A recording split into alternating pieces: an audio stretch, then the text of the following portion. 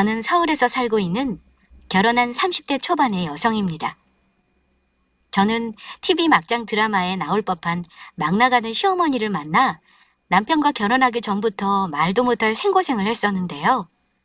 남편에게 병적인 집착과 함께 그런 남편과 결혼한 저를 라이벌처럼 생각하며 저희 친정집까지 무시하는 시어머니 때문에 여러 우여곡절이 참 많았었습니다. 시어머니한테 머리끄덩이까지 잡혀봤다고 한다면 여러분들은 제 말을 믿으실까요? 그러나 그 후 상상치 못한 대반전의 일이 벌어졌는데요. 지금부터 그 사연을 차근차근 여러분에게 해보려 합니다. 모두 제 이야기를 잘 들어주셨으면 해요. 사실 남편은 이기적인 데다 자기밖에 모르던 개념 없는 시어머니 때문에 어릴 적부터 여러 고생을 하며 큰 상처를 받고 자라온 사람입니다. 다행히 자상하고 좋으신 시아버지가 있어 그 불우한 어린 시절을 조금은 견뎌낼 수 있었지만요. 남편의 집은 어린 시절 그렇게 넉넉한 형편은 아니었는데 그래도 아끼고 소박하게 살며 얼마든지 행복하게 살 수 있는 형편이었다고 합니다. 그런데 시어머니는 돈 잘 버는 친구 남편들과 시아버지를 비교하며 구박을 하였고 없는 형편에 시어머니가 사치를 부리느냐 빚을 져 시아버지 고생이 이만저만이 아니셨다고 합니다. 게다가 시아버지가 버젓이 살아계시는데도 부자 남편과 재혼할 수 있게 해달라며 살고 있던 전셋집을 담보로 잡아 무당에게 거금을 주고 굿을 하는가 하면 결국에는 다른 남자와 바람까지나 야반도주까지 했다고 해요.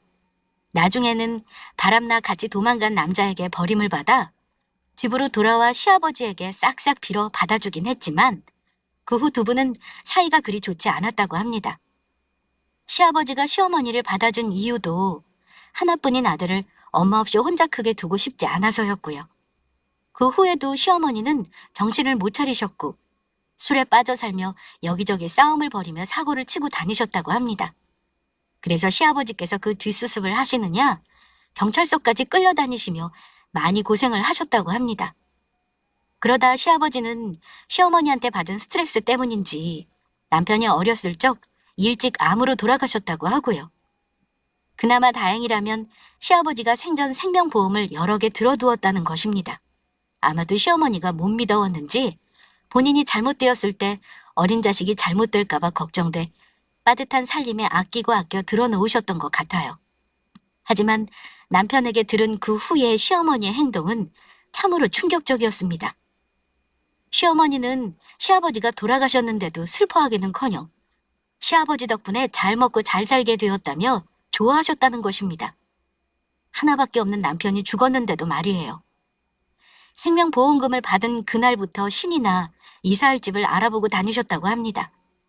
시어머니 행동에 충격받았던 남편은 아직도 그날의 일을 생생히 기억하고 있더라고요.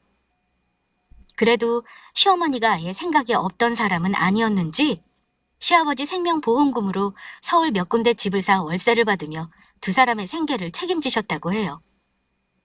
그러다 사놓았던 집들이 개발이 들어가고 땅값이 오르면서 평생 만져보지도 못할 돈을 만져보시게 되었고요. 하지만 제 벌은 남 못 준다고 아주 잠깐이지만 조금 정신을 차린 것 같아 보이던 시어머니는 다시 심한 사치를 부리기 시작하셨고 춤바람이나 강남 제비한테 걸려 많은 재산을 잃으셨다고 합니다. 그 후 제비는 재산이 없어진 시어머니를 보고 더는 볼 일이 없다고 생각한 건지 한순간에 종적을 감추었고요. 그제야 다시 정신을 차린 시어머니는 남은 재산을 다시 제대로 관리하셨다고 해요. 예전만큼은 잘 사는 형편은 아니었지만 그럼 엄마 밑에서 배곰지 않고 산 것만으로도 남편은 다행이라 여기고 있었던 것 같았습니다. 하지만 제비한테 당한 후유증 때문인지 시어머니는 그 후 세상에 믿을 남자는 자식인 아들 하나밖에 없다며 그이에게 병적으로 집착하게 되었다고 합니다. 그런 시어머니에게 질려서인지 남편은 원래 결혼 같은 건 생각도 안 하는 비혼주의자였습니다. 그런데 친구의 계속된 권유로 어쩔 수 없이 소개팅을 나가게 되었는데 처음 소개팅에서 만난 사람이 바로 저였습니다. 남편은 저를 보고 첫눈에 반하게 되었고 남편의 적극적인 대시에 저희는 연인 사이로 발전하게 되었습니다. 그러나 남편은 저와 결혼까지 할 생각은 전혀 없었다고 해요. 저와의 만남을 가볍게 생각해서가 아니라 자신의 엄마 같은 사람이 며느리가 생기면 어떻게 나올지 걱정이 되었기 때문이었다고 합니다. 자기 아내도 돌아가신 시아버지처럼 시어머니한테 시달리다가 잘못될까봐 걱정을 했던 것입니다. 하지만 포기할 제가 아니었죠. 우리 두 사람은 서로 없으면 못 살 정도로 정말 너무 사랑하고 있었고, 시어머니 한 분 때문에 우리가 이루어질 수 없다는 것이 저에겐 받아들일 수 없는 일이었거든요. 그래서 제가 먼저 남편에게 프로포즈를 하였습니다. 자기야, 나랑 결혼하자. 내가 행복하게 해줄게. 그럴 수 없어. 절대 안 돼. 우리 엄마 어떤 사람인 줄 알잖아. 나랑 결혼하면 수연이 네 인생이 지옥이 될 거야. 수연이 너까지 나처럼 고통받으며 살게 하고 싶지 않아. 나는 자기에 비해 너무 부족한 사람이라고. 그러니까 결혼은 제대로 된 가정에서 자란 나보다 더 좋은 남자랑 해. 자기 그 말 진심이야? 자기는 나 없이 살 수 있어?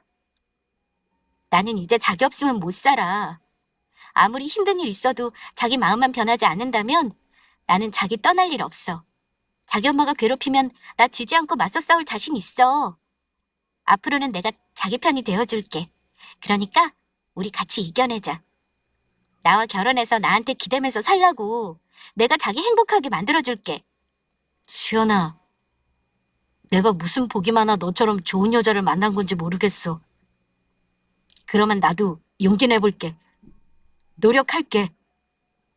엄마가 수연이 괴롭히려고 하면 내가 지킬 거야. 이제는 내 소중한 사람 아무도 못 건드리게 할 거야. 꼭 그렇게 할 거라고. 저의 진심이 담긴 프로포즈에 철옹성 같던 남편의 마음이 한순간에 와르르 무너진 것입니다. 그 후 처음으로 시어머니에게 인사를 하러 갔는데 남편이 걱정하던 사태는 벌어지지 않았습니다. 하지만 저희 부모님이 시골에 산다는 한마디에 시어머니의 얼굴이 삽시간에 변하더니 똥 씹은 표정이 되어 저를 바라보시더라고요. 그리고 얼마 지나지 않아 시어머니가 남편 몰래 연락해 저를 불러냈습니다. 2번 말 안 하겠다. 우리 형진이랑 헤어져라. 나는 너 같은 며느리 못 본다. 어머니 죄송한데 저는 그럴 수 없어요. 우리 두 사람 서로 진심으로 사랑하고 서로 행복하게 해주면 살기로 약속했거든요. 그러니 지금 말씀은 못 들은 거로 하겠습니다. 아니 이게? 제 말에 분을 못 참겠는지 시어머니는 순식간에 제 뺨을 때리려 하셨습니다. 하지만 그 순간 달려온 남편 덕에 전 위기를 모면할 수 있었죠. 엄마, 그만하지 못하겠어? 수연이한테 이게 무슨 짓이야? 네가 전화한 거니? 네가 우리 아들 불러낸 거냐고. 네. 형준 씨가 어머니께서 언제 이렇게 나오실지 모른다고 그때가 되면 망설이지 말고 바로 연락하라고 했거든요.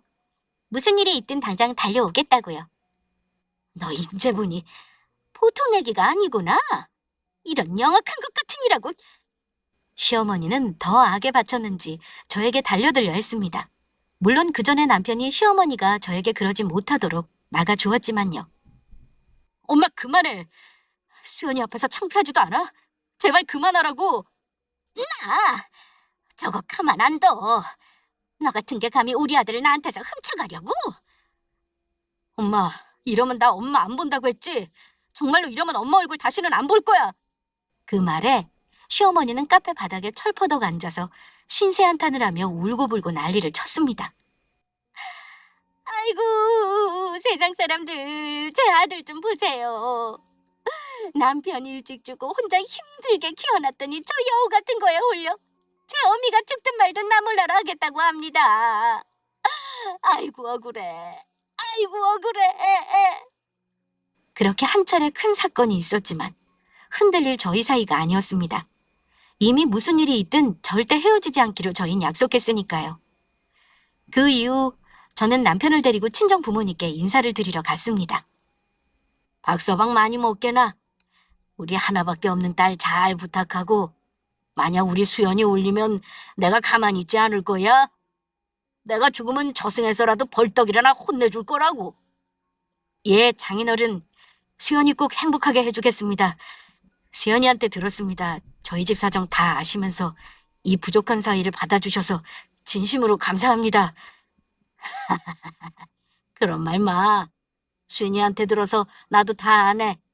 자네 어머니 성격이 강하셔서 자네가 살면서 고생한 거, 고생해본 사람이 세상 사는 법도 알고 상대방 마음도 헤아릴 줄 알고 그러는 거야.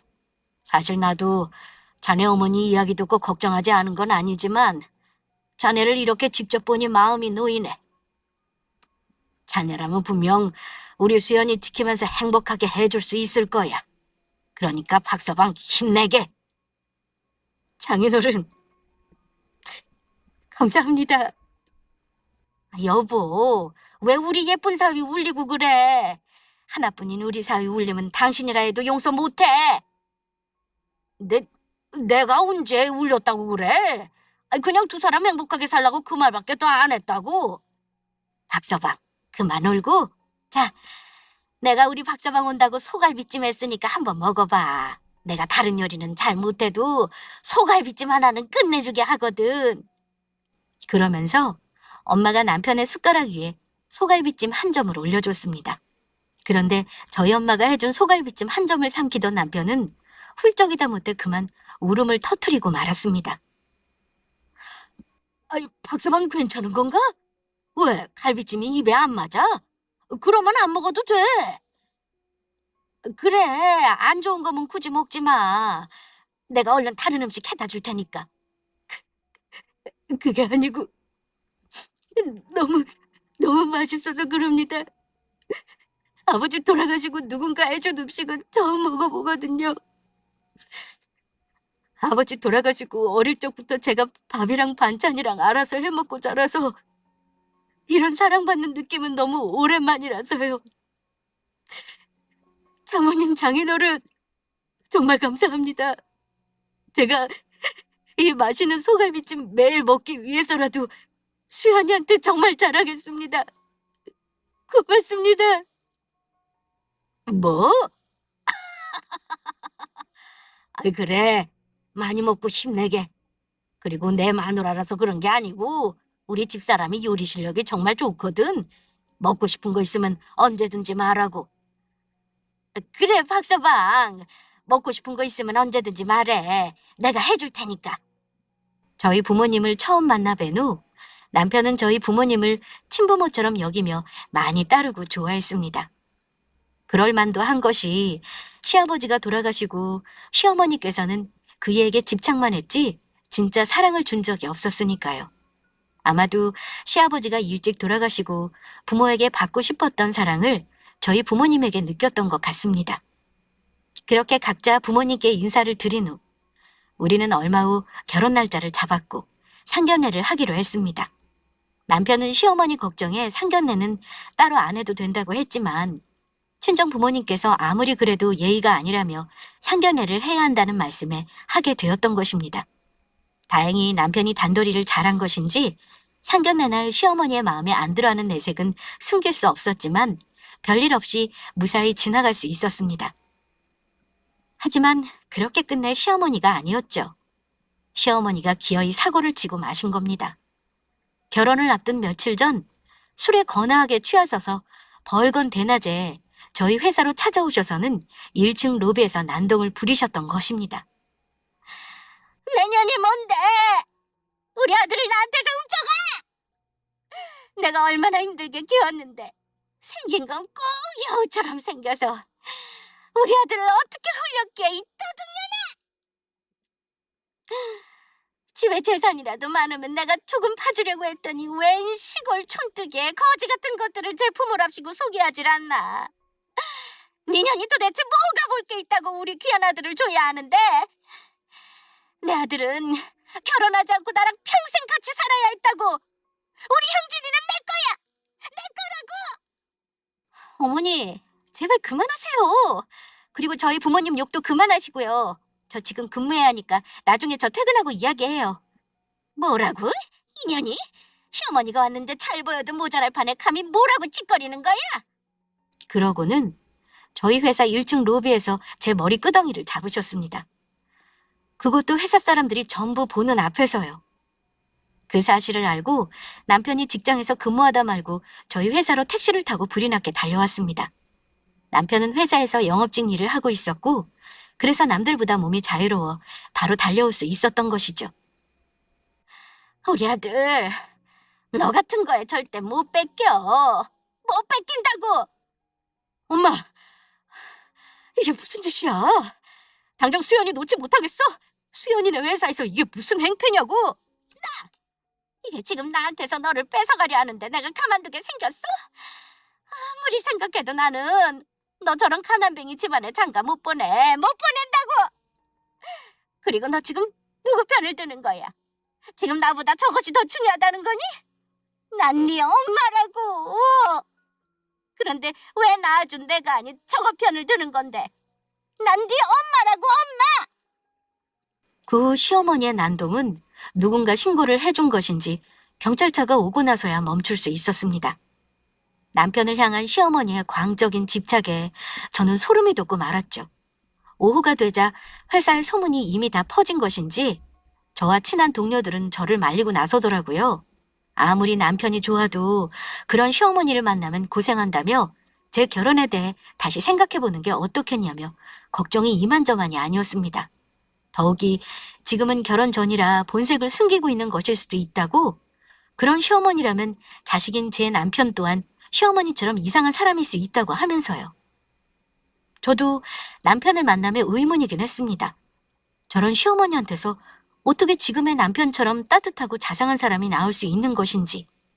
하지만 저는 그와의 결혼을 그만둘 수 없었습니다. 내가 아는 그이는 절대 그런 사람이 아니었으니까요. 그리고 가장 중요한 것은 저는 남편을 진심으로 사랑했고 그가 얼마나 좋은 사람인지 알고 있었거든요. 남편 또한 저를 얼마나 사랑하는지 알았기에 차마 버릴 수가 없었습니다. 제가 떠나면 그는 분명 망가져 인생을 포기한 채 폐인처럼 살게 될 것이 자명했기 때문이에요. 그 후에도 저희 두 사람이 결혼식장에 들어서기 전까지 시어머니의 폐악질은 계속되었고 남편과 저는 더는 끌려다닐 수 없다는 생각에 그런 시어머니 행동을 무시하며 받아주지 않게 되었습니다. 그러자 결혼 후 시어머니는 앙심을 품고 저와 남편을 점점 더 못살게 굴며 저희 친정을 더욱 무시하는 것도 모자라 갖은 말썽을 피우셨습니다. 남편의 관심을 받기 위해서 별별 수를 다 쓰신 겁니다. 신혼여행을 간 첫날부터 밤새 전화를 해대지 않나, 아파서 쓰러졌다고 거짓말을 해서 그 일을 틈만 나면 부르질 않나, 나중에는 안 되겠는지 이웃 주민에게 시비를 걸어 싸우기 일쑤였습니다. 그러던 어느 날 저에게 매우 가슴 아픈 일이 찾아왔습니다. 남편과 결혼 후 얼마 지나지 않아 아빠가 갑작스럽게 지병으로 돌아가시게 된 것입니다. 그 일로 저는 한동안 많이 힘들어 했었고 곁에서 저를 지켜준 남편 덕분에 전 잘 이겨낼 수 있었죠. 그리고 아빠가 돌아가시고 저보다 더 슬퍼하는 남편을 보며 그게 왠지 저에겐 큰 위로가 되더라고요. 돌아가신 저희 아빠를 자신의 친부모가 돌아가신 것처럼 슬퍼하는 남편을 보니 슬픔조차 나와 함께 해주는 내 편이 있다는 생각에 든든하면서도 고마운 마음이 든 것입니다. 하지만 아빠가 떠나고 시골에서 홀로 지낼 엄마를 생각하니 마음이 편치 않았던 것도 사실입니다.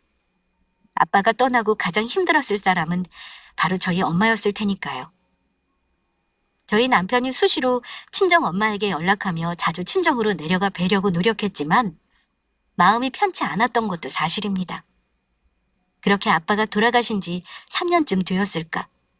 엄마는 홀로 지내는 시골 생활이 많이 적적하셨는지 제가 있는 서울로 올라오고 싶어 하셨습니다.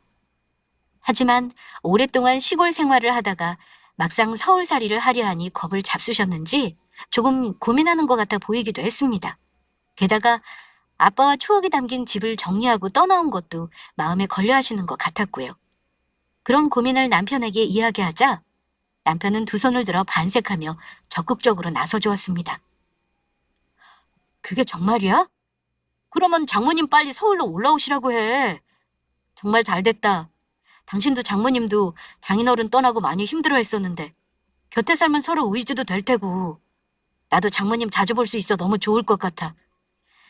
어머니께 우리가 있으니 고민하지 마시고 마음 편히 올라오시라고 하자. 아무 걱정하지 마시라고. 아니다. 당장 내가 어머니께 전화 드릴게. 걱정하지 말고 올라오시라고. 응, 그러자. 자기야, 그렇게 말해줘서 정말 고마워. 남편의 설득으로 친정엄마는 서울로 올라오시기로 빠르게 결정을 내리게 되었습니다. 그 후 남편은 뭐가 좋은지 저희 친정엄마가 서울로 이사 올 날만은 학수고대하며 기다렸고요. 엄마가 서울로 오면 뭘 해드릴지 들떠서는 계획표까지 짰던 사람이니까요. 그이에게 저희 엄마는 이미 친엄마 그 이상의 존재가 되었던 것입니다. 친엄마에게도 받지 못했던 사랑을 저희 친정엄마에게 받았으니까요. 그러나 그 사실을 안 저희 시어머니의 반응은 남편과는 정반대였습니다. 친정엄마가 서울로 이사 오신다는 말을 듣자마자 저한테 불이 났게 전화해서 한다는 말씀이 정말 웃기고 있어. 서울의 집값이 얼마인지는 알고 네 엄마는 올라온다고 하시는 거니? 총구석에 살아서 세상 물정을 그렇게 모르나? 아무리 그래도 그렇지. 서울 집값이 얼만데? 네 엄마가 생각 없이 굴면 너라도 나서 말려야 했을 거 아니야. 서울은 너희 엄마처럼 돈 없는 가난뱅이는 못 사는 곳이라고. 제발 본인 투자 좀 하시라고 알려드려라. 하나밖에 없는 딸이 서울에 사니 자주 보고 싶으셔서 그랬나 봐요. 그리고 어머니, 서울은 꼭 어떤 사람이 살아야 한다고 정해준 곳이 아니잖아요. 아무나 살고 싶으면 살 수 있는 곳이고 서울이 뭐 대수라고요. 다 됐고. 설마 사부인 집 살 때 돈 없다고 우리 아들한테 손 벌리는 건 아니겠지? 만약 우리 형진이한테 돈 달라고 하기만 해봐. 내가 가만히 있지 않을 거니까. 내가 아주 네 엄마 얼굴을 묵사발로 만들어 놓을 테니까. 알겠어? 웬 거지 같은 집구석이랑 사돈을 맺어서 재수가 없으려니까 별일이 다 있네. 전화를 끊고 저는 너무 황당한 나머지 한동안 움직이지 못하고 있었습니다. 그러다 너무 서럽고 화가 나 눈물이 뚝뚝 흘리며 울고 말았죠. 그런 제 모습에 놀란 남편이 재빨리 곁으로 와 저를 위로했습니다. 자기야, 왜 그래? 무슨 일이야?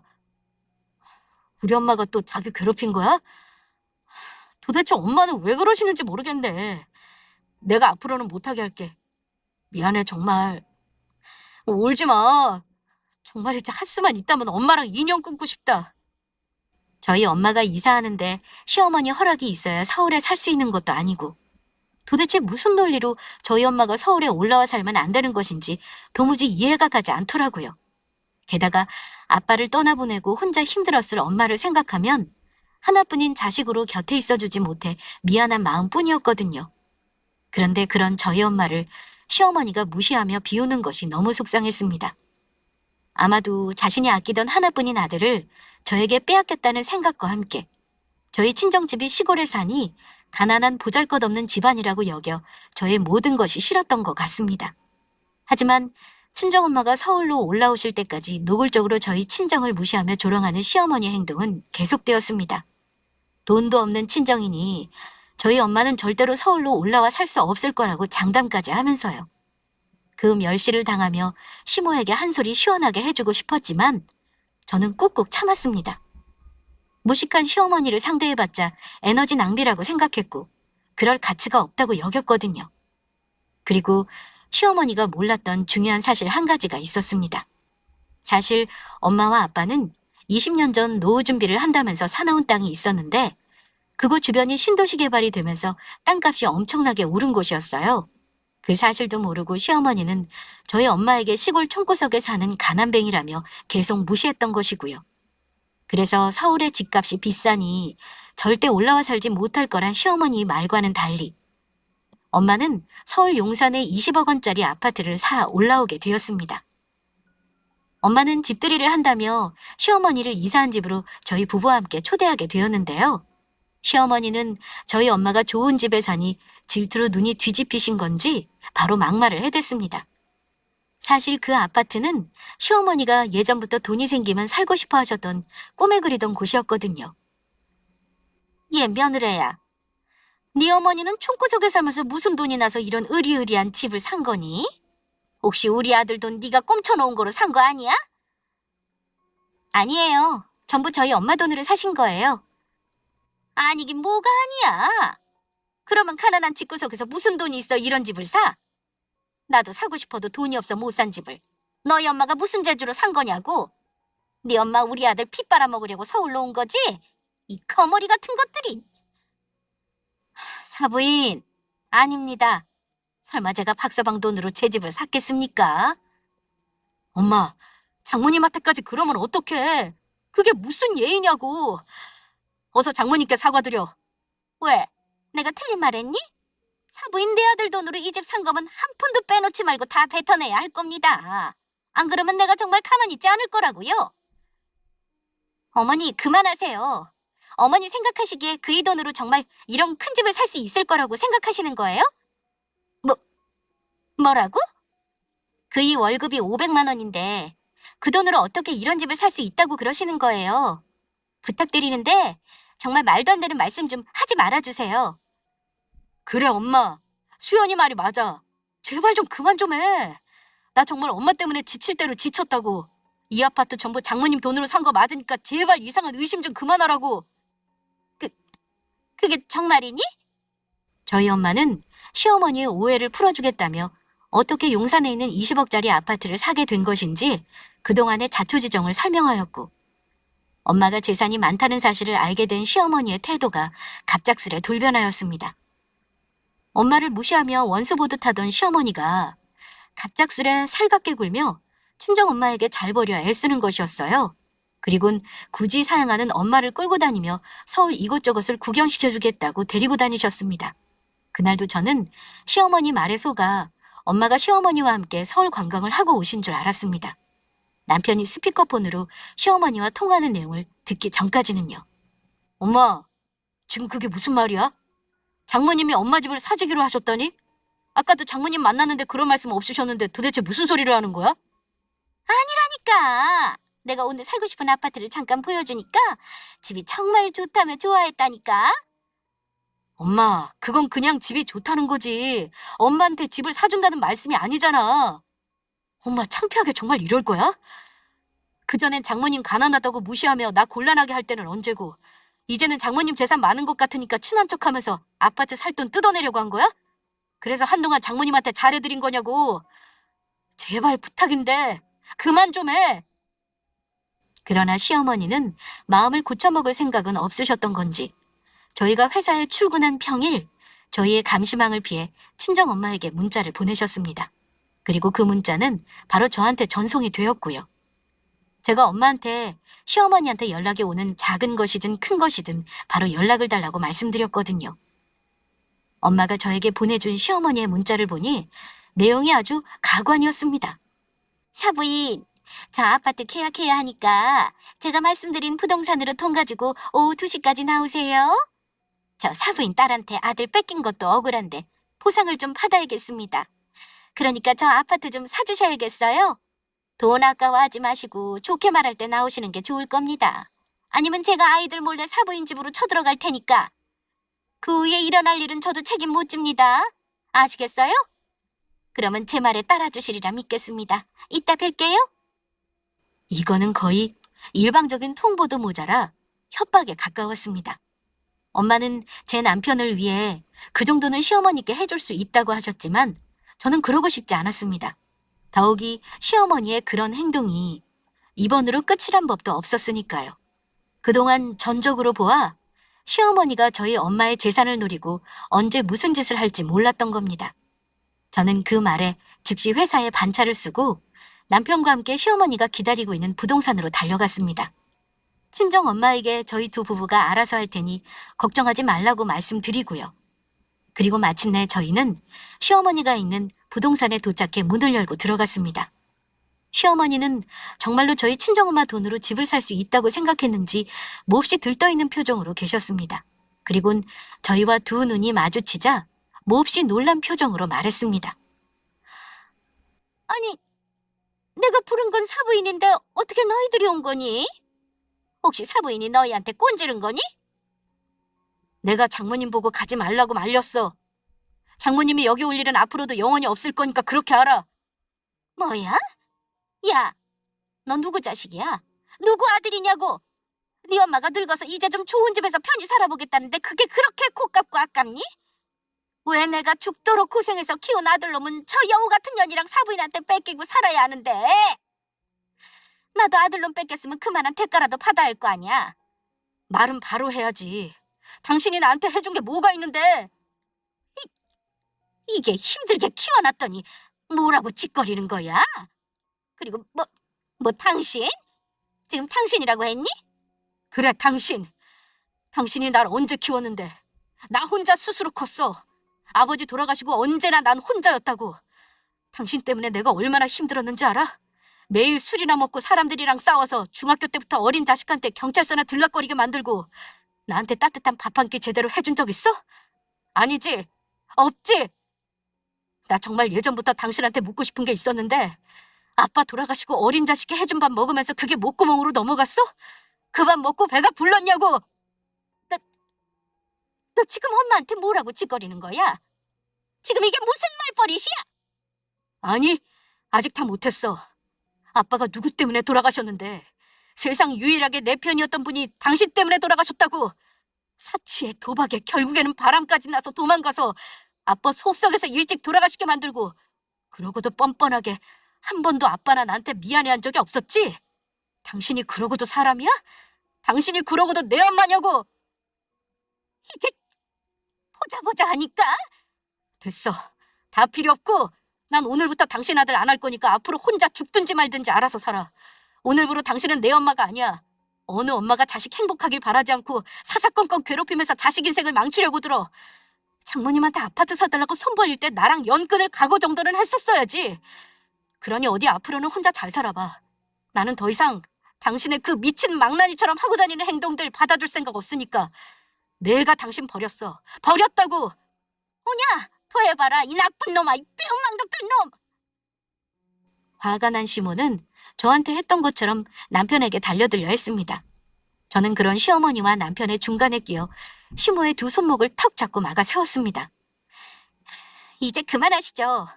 아줌마가 뭔데 내 남편을 건드려요? 뭐라고? 아줌마? 그래, 아줌마. 내가 힘이 없어서 그동안 당신한테 머리끄덩이 잡혀준 줄 알아? 내 사랑하는 사람 엄마라서 그랬어. 그런데 이제 남편이 된 그 사랑하는 사람이 당신 보고 자기 엄마 아니라고 하는데 굳이 내가 참아줄 필요 없잖아. 그러니까 내 남편에게서 당장 떨어지지 못하겠어요? 이 아줌마야? 저는 그렇게 말하며 시모의 잡고 있던 두 손목을 뿌리쳤습니다. 그러자 시어머니는 바닥에 뒹굴며 힘없이 넘어지더라고요. 그래서 저는 마지막으로 시모에게 말했습니다. 앞으로 다시는 우리 앞에 나타나지 마. 그리고 우리 남편도 더 이상 괴롭히지 말고. 다시 한번 우리 앞에 나타나서 내 남편 괴롭혔다가는 가만두지 않을 거니까. 확 스토커로 신고해버릴 거야. 신고. 알겠어? 이 쥐밖에 모르는 정신병자야. 저는 남편의 손을 붙들고 바로 부동산을 나와버렸습니다. 놀라서인지 예상치 못한 상황 때문인지 넋이 나간 표정으로 저희가 가는 뒷모습을 바라보던 시모의 얼굴을 잊을 수가 없더라고요. 저희는 택시를 타고 집으로 왔고 아무 말 없이 거실 소파에 앉아있는 남편이 걱정되어 전 다가가 물었습니다. 자기야, 괜찮은 거야? 자기 시어머니랑 연 끄는 거 못하겠는 거면 다시 가서 용서 빌자. 나 자기 위해서면 뭐든지 참고 할 수 있어. 제 말에 남편이 저를 와락 껴안았습니다. 아니야. 자기한테 이런 모습 보여서 그동안 우리 엄마 때문에 힘들게 해서 정말 미안해. 태어나 누군가 내 편을 이렇게까지 들어주는 게 처음이라 너무 고맙고 미안해서 그랬어. 엄마한테 따지러 가면서도 이런 나한테 자기가 실망하면 어쩌나 얼마나 걱정했었는데. 그런데 자기가 내 편 들어주니까 막 세상에 두려울 것 없고 그러면서도 너무너무 고맙고 미안하고 그래서 나 엄마 버린 세상에 둘도 없는 나쁜 놈이라고 해도 할 말 없는데 솔직히 말하면 이제 좀 살 것 같아.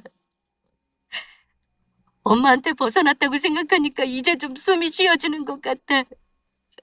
나 정말 나쁜 놈이지? 아니야. 정말 잘한 일이니까 그렇게 말하지 마. 하늘나라에 계신 자기 아버님도 잘했다고 하실 거야. 나라도 자기랑 같은 상황이었으면 똑같이 그랬을걸? 당신이 오래 참아준 거지. 나 같았으면 진작 어머니랑 연 끊고 살았을 거라고. 그런 사람은 엄마도 아니야. 그러니까 내가 하고 싶은 말은 당신 그동안 혼자 너무너무 고생 많았다는 거야. 그러니까 앞으로는 우리 두 사람만 행복만 생각하면서 살자. 앞으로도 늘 그랬던 것처럼 내가 자기 지켜줄 거니까 아무 걱정하지 말고. 언제나 나는 자기 편이니까. 고마워. 고마워, 수연아. 하지만 어머니의 만행은 거기서 끝나지 않았습니다. 그날로 인연을 끊었다고 생각한 시어머니한테서 며칠 후 다시 연락이 온 것입니다. 더욱 정확히 말하자면 경찰서 형사에게서요. 시어머니가 술을 드시고 사람을 폭행해 고소를 당하셨는데 당장 합의하지 않으면 징역을 살지도 모른다는 전화였던 것이었죠. 그러나 남편의 반응은 단호했습니다. 그런 분 저는 모르고요. 징역을 살든 합의를 하든 본인이 알아서 하라고 하세요. 앞으로는 이런 일로 저한테 연락 안 하셨으면 좋겠습니다. 그러자 이번엔 시어머니가 직접 남편과 저에게 연락을 하기 시작했습니다. 저희가 시어머니의 전화를 차단하고 받지 않자 지인의 전화를 빌려 수시로 전화하며 밤새도록 문자를 보낸 것입니다. 제발 이번 한 번만 도와주면 다시는 저희 두 부부 앞에 나타나지 않겠다고 약속하면서요. 그 이야기에 남편은 얼마 후 담당 형사에게 연락해 찾아가기로 약속을 잡았습니다. 그리고 시어머니와 피해자가 모인 경찰서로 저희 두 부부가 가게 되었어요. 경찰서에 들어서자 저희를 기대에 찬 눈빛으로 쳐다보고 있는 시어머니가 보이더라고요. 하지만 시어머니는 까맣게 몰랐을 겁니다. 앞으로 어떤 일이 벌어질죠. 피해자와 경찰 앞에서 내뱉은 남편의 말에 시어머니는 큰 충격에 휩싸인 듯 보였습니다. 전 저희 어머니 합의금 내줄 생각 없으니까 감옥에 집어넣든지 말든지 하십시오. 그 말 하려고 온 거니까. 그래도 다시 한번 생각해 보시면 안 되겠습니까? 피해자분도 합의하면 고소 취하하시겠다고 하는데요. 고소 취하하지 않으셔도 됩니다. 아니, 피해자분 절대로 취하하지 마세요. 저런 사람은 한번 혼쭐이 나야 정신을 차립니다. 지금껏 저희 부부 괴롭힌 거 생각하면 그 합의금 저희가 받아도 모자라니까요. 아들, 그게 무슨 말이야? 그러면 이 엄마는 어떻게 하라고? 제발 한 번만 도와주거라. 누가 내 엄마야? 내가 저번에 말했지. 당신은 더 이상 내 엄마 아니라고. 그리고 당신 합의할 돈을 왜 나한테 구걸하는데? 합의하고 싶으면 당신 돈으로 하라고. 설마 그 재산들 다 날려먹었다고 하는 건 아니겠지? 비록 시어머니가 저희 친정엄마만큼 잘 사는 것은 아니었지만 그렇다고 돈이 없는 형편은 아니었습니다. 어떻게 되었든 시아버지가 돌아가시면서 받은 생명보험금으로 일군 재산들이 어느 정도 남아 있었으니까요. 하지만 시어머니의 입에서 튀어나온 말은 뜻밖의 것이었습니다. 사실은 그 돈들 다 날려먹었다. 아파트에서도 쫓겨난 지 오래야. 그이가 사업한다고 빌려달라고 해서 내가 가지고 있던 것들 다 팔아서 줬는데 사기꾼에게 속아서 다 날려버렸었거든. 알고 보니 저희 친정엄마가 서울로 올라오신다고 했던 때부터 시어머니한테 새로 만나는 남자가 생겼던 것입니다. 그런데 그 남자는 젊은 시절 유명한 제비로 여러 여자 인생 망친 인간 쓰레기였다고 합니다. 그 제비놈이 이제는 정신 차리고 시어머니와 행복하게 살고 싶다는 말에 시어머니는 그 사실을 알고서도 받아주었고요. 사업을 해 시어머니를 부자로 만들어 행복하게 해주고 싶다는 제비의 말에 홀랑 넘어가 모든 재산을 날린 것입니다. 그래서 저희 친정엄마에게 협박까지 하며 아파트까지 뜯어내려 한 것이고요. 만약 그때 저희 친정엄마가 시어머니에게 아파트를 사주었다면 그 후 어떤 요구를 해왔을지 상상만 해도 몸서리가 쳐졌습니다. 남편은 참을 수 없는 분노에 떨리는 목소리로 시어머니에게 말했습니다.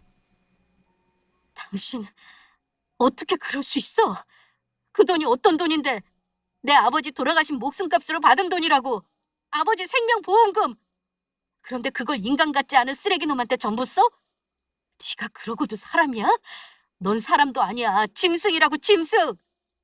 남편 말에 화들짝 놀라며 시어머니는 남편에게 무릎 꿇고 빌기 시작했습니다. 그러다 안 되겠는지 저를 붙들고 사정했습니다. 제발 아가, 이렇게 부탁하마. 제발 한 번만 도와다오. 그러면 정말로 너희 두 부부 앞에 다시는 나타나지 않으마. 응? 네 시어머니를 불쌍하게 여겨서라도 제발 좀. 아줌마, 지금 이 상황에서 도와달라는 말이 나오세요? 남편 죽어서 받은 보험금을 제비놈한테 날리고 그도 모자라 사람 패서 경찰서 나오고 예전부터 알고 있었지만 이제 보니 아주 인간 말종이네. 저는 못 도와드리니까 그렇게 하세요. 그리고 그동안 잘못한 죗값이라고 생각하시고 아줌마 죗값 아줌마가 알아서 치르시고요. 앞으로 당신 행동은 스스로 책임지며 살아야 할 거야. 그리고 두 번 다시 내 앞에 나타날 생각도 하지 말고. 우리 모자로서의 인연은 진작에 끝났으니까. 형사님, 이 아줌마 잘 처벌해 주시길 부탁드립니다. 그동안 저와 돌아가신 아버지한테 저지른 죄들 생각하면 무기징역도 아깝지 않은 사람이니까요. 그럼 잘 부탁드립니다. 그 말을 끝으로 저와 남편은 바로 경찰서를 나왔습니다. 시어머니는 그런 저와 남편을 붙잡겠다며 발악을 했고요. 시어머니는 떠나는 남편을 향해 고래고래 소리를 질렀습니다. 시어머니의 난동에 경찰분은 뜯어말리느냐 매우 곤욕스러워 하셨습니다. 네가 어떻게 이래? 어떻게 이러냐고! 이 나쁜 놈아! 넌 내 아들도 아니야! 아들도 아니라고! 직접 아줌마가 아들 아니라고 말해주니까 아주 속이 다 시원하다 못해 고맙네. 아줌마, 그럼 교도소에서 죗값 치르면서 그 제비놈이랑 행복하게 사세요. 그 일로 저희는 시어머니와 정말로 인연을 끊게 되었습니다. 이후 시어머니가 어떻게 됐는지 저희도 잘 알지 못하지만 피해자와 합의를 못해 경찰에게 잡히기 전 야밤에 짐을 싸 그 제비놈과 야반도주를 했다고 하더라고요. 그 제비도 시어머니를 만나면서 다른 여자들한테도 사기를 친 것이 드러나 시어머니와 함께 지명수배가 떨어졌다고 해요. 그동안 저희가 당해왔던 것을 생각하면 당해도 싸다는 생각이었습니다. 그리고 저희 부부는 현재 친정엄마가 살고 있는 집 근처 아파트로 이사와 엄마 집을 오가며 행복하게 잘 살고 있습니다. 괴롭히는 시어머니가 없는 세상은 정말 천국이 따로 없더라고요. 남편은 엄마와 집을 합쳐 모시고 살면 어떻겠냐고 저한테 물어왔지만 그 부분에 대해서는 저도 엄마도 반대했습니다. 남편이 너무 간절해 보여 조금 안타까웠지만 말이에요. 엄마는 지금 이렇게 딸이랑 가까이 살게 된 것만으로도 충분하다며 자식이 나이가 들면 부모와 어느 정도 떨어져 사는 것이 맞는다는 입장이었고 저 또한 엄마와 같이 살게 되면 저희 부부에게 신경 쓰느냐 엄마가 제대로 된 엄마의 인생을 살 수 없을 것이란 생각이었거든요.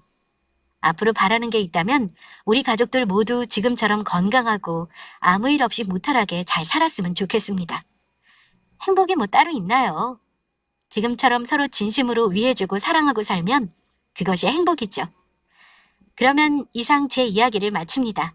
모두 좋은 일만 가득하시길 바라겠습니다. 감사합니다.